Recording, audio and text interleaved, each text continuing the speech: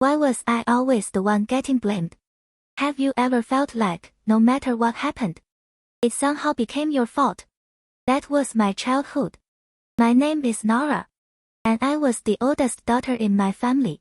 People always say being the oldest means you're more responsible. What they don't tell you is that sometimes it also means taking the blame for things you never did. My little sister, Lily, could make the biggest mess in the house. And somehow my parents would still look at me first. At first, I thought they were just having a bad day. Then it happened again. And again. Until I finally realized it wasn't an accident. It was the rule.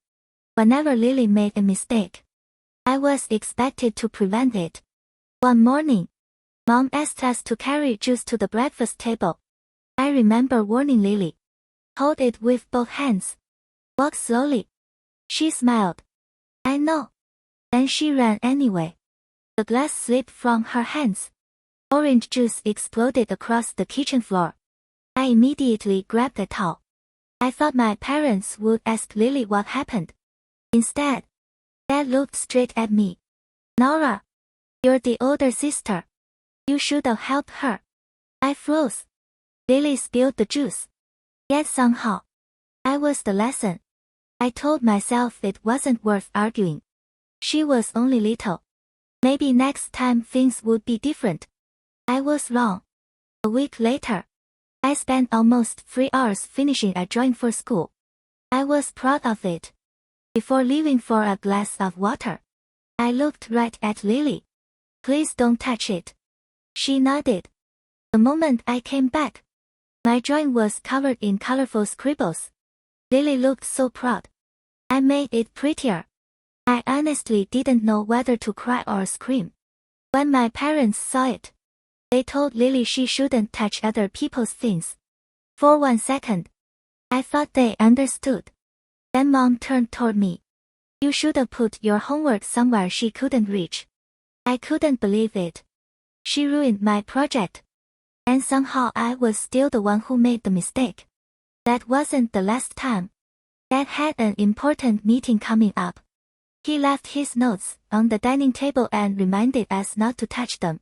A few minutes later, I looked up from my tablet and saw Lily folding every single page into paper airplanes. I rushed over. Stop, but I was already too late. Dad came back. His meeting notes were destroyed. He looked at me before he even looked at Lily. You were right here. Why weren't you watching your sister? Watching her? I wasn't her babysitter. I was her sister. But no matter how many times I explained, the answer never changed. You're older. You should know better. Those words followed me everywhere. You're older. You're older. You're older. Eventually, I started wondering if my parents even saw me anymore. Or if all they saw was someone responsible whenever Lily made a mistake. Then came the day that changed everything. Our family had a memory box. Inside were years of photographs, birthday cards, childhood drawings, little pieces of our lives that could never be replaced. Mom always said one thing. Never open it without us. One afternoon, I walked into the living room and saw Lily sitting beside the open box. Before I could stop her, she grabbed one of Mom and Dad's favorite family photos. The old paper tore right down the middle. I rushed over. I was trying to line up the torn pieces. When my parents walked in, guess what they saw? The photo. In my hands. Mom's face dropped. Dad looked disappointed. Neither of them asked what happened. Instead, they asked me, Nora, why didn't you stop your sister? That was it. Something inside me finally broke. Years of frustration came pouring out. I couldn't stop crying. I didn't spill the juice. I didn't ruin my homework. I didn't fold Dad's papers. I didn't tear the picture.